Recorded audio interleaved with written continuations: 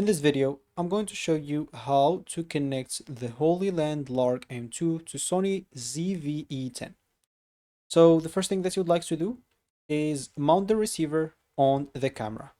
So slide the Lark M2 receiver onto the hot shoe on top of the Sony camera.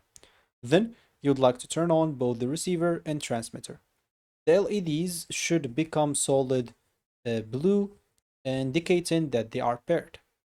Then you'd like to also connect the audio cable.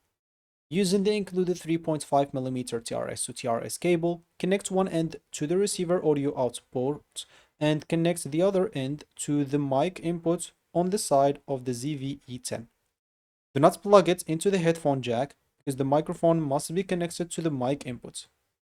On the camera, you can go and open your menu and audio recording level and set the recording level to a low value.